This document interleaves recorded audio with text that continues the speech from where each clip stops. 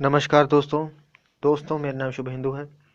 दोस्तों आज मैं आपके सामने जो वीडियो लेकर आया हूँ उसमें मैं आपको ये कथा बताऊंगा कि आखिर अर्जुन को अकेले ही 12 वर्ष के वनवास के लिए क्यों जाना पड़ा था।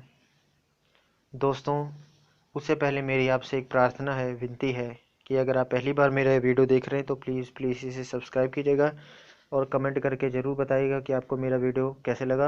और अगर आपने सब्सक्राइब कर दिया है तो उसके लिए भी आपका बहुत बहुत धन्यवाद। और अगर आपको वीडियो पसंद आए तो लाइक भी अवश्य कीजिएगा दोस्तों। दोस्तों मैं आपको वो कथा सुनाता हूँ।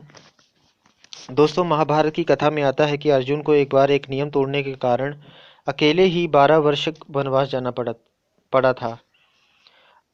दोस्तों आखिर क्या था वो नियम और क्यों तोड़ा था अर्जुन ने वो नियम, जिसकी वजह से उन्हें 12 वर्ष वनवास जाना पड़ा था। दोस्तों अज्ञातवास के दौरान पांडवों का विवाह द्रौपदी से हो जाता है। अज्ञातवास समाप्त होने के बाद वो सब वापस इंद्रप्रस्थ लौट आते हैं। इंद्रप्रस्थ में राज पाकर धर्मराज युधिष्ठिर अपने भाइयों और द्रौपदी के साथ सुखपूर्वक रहने लगे। एक दिन की बात है, जब सभी पांडव राज्यसभा में बैठे थे तभी नारद मुनि वहां पहुंचे। पांडवों ने नारद मुनि का आदर सत्कार किया। वहां द्रौपदी भी आईं और नारद मुनि का आशीर्वाद लेकर चली गईं। द्रौपदी के जाने के पश्चात नारद ने पांडवों से कहा कि पांडवों, आप 5 भाइयों के बीच द्रौपदी मात्र एक पत्नी है, इसलिए तुम लोगों को ऐसा नियम बना लेना चाहिए ताकि आपस में कोई झगड़ा ना हो, क्योंकि एक स्त्री को लेकर भाइयों में झगड़े मौत का कारण भी बन जाते हैं। ऐसा कहकर नारद मुनि ने उन्हें एक कथा सुनाई। प्राचीन समय की बात है। सुंद और उपसुंद 2 असुर भाई थे। दोनों के बारे में ऐसा कहा जाता है, दोनों 2 जिस्म एक जान हैं। उन्होंने त्रिलोक जीतने की इच्छा से विधिपूर्वक दीक्षा ग्रहण करके तपस्या प्रारंभ की। कठोर तप के बाद ब्रह्मा जी प्रकट हुए। दोनों भाइयों ने अमर होने का वर मांगा।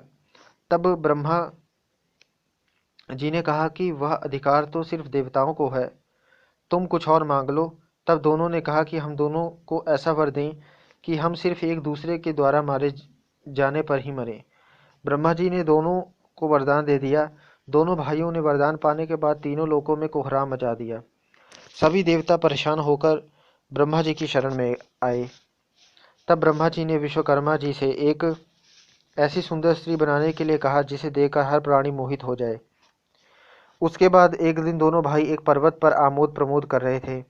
तभी वहां तिलोत्तमा विश्वकर्मा जी की सुंदर रचना जो थी कनेर के फूल तोड़ने लगी। दोनों भाई उस पर मोहित हो गए। दोनों में उसके कारण युद्ध हुआ। सुंद और उपसुंद दोनों मारे गए। तब कहानी सुनाने के बाद नारद जी बोले, इसलिए मैं आप लोगों से यह बात कह रहा हूँ। तब पांडवों ने उनकी प्रेरणा से यह प्रतिज्ञा की कि एक नियमित समय तक हर भाई द्रौपदी के पास रहेगा। एकांत में यदि कोई एक भाई दूसरे भाई को देख लेगा तो उसे 12 वर्ष के लिए वनवास होगा। दोस्तों पांडव द्रौपदी के पास नियमानुसार रहते। एक दिन की बात है, लुटेरों ने किसी ब्राह्मण की गाय लूट ली और उन्हें लेकर भागने लगे। ब्राह्मण पांडवों के पास आया और अपना करुण रुदन करने लगा। ब्राह्मण ने कहा कि पांडव, तुम्हारे राज्य में मेरी गाय छीन ली गई है। अगर तुम अपनी प्रजा की रक्षा का प्रबंध नहीं कर सकते तो तुम निस्संदेह पापी हो।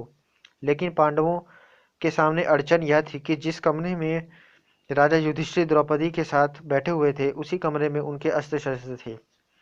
एक और कौटुंबिक नियम और दूसरी तरफ ब्राह्मण की करुण पुकार। तब अर्जुन ने प्रण किया कि मुझे इस ब्राह्मण की रक्षा करनी है, चाहे फिर मुझे इसका प्रायश्चित क्यों न करना पड़े। इसके बाद अर्जुन राजा युधिष्ठिर के घर में निसंकोच चले गए। राजा से अनुमति लेकर धनुष उठाया और आकर ब्राह्मण से बोले, ब्राह्मण देवता थोड़ी देर रुकिए, मैं अभी आपकी गायों को आपको लौटा देता हूँ। अर्जुन ने बाणों की बौछार से लुटेरों को मारकर गाय ब्राह्मण को सौंप दी। उसके बाद अर्जुन ने आकर युधिष्ठिर से कहा, मैंने एकांत गृह में आकर आपकी प्रतिज्ञा तोड़ दी, इसलिए मुझे वनवास पर जाने की आज्ञा दें। युधिष्ठिर ने कहा, तुम मुझसे छोटे हो और छोटे भाई यदि अपनी स्त्री के साथ एकांत में बैठा हो तो बड़े भाई के द्वारा उनका एकांत भंग करना अपराध है। लेकिन जब छोटा भाई यदि बड़े भाई का एकांत भंग करे तो वह क्षमा का पात्र है। अर्जुन ने कहा, आप ही कहते हैं धर्म पालन में बहानेबाजी नहीं करनी चाहिए। इसके बाद अर्जुन ने वनवास की दीक्षा ली। और वनवास को चल पड़े। सो दोस्तों, इस प्रकार मैंने आपको एक कथा सुनाई। मुझे आशा है कि आपको ये कथा पसंद आई होगी। सो अब मुझे अंत में इजाज़त दीजिए दोस्तों। नमस्कार। जय गुरुदेव।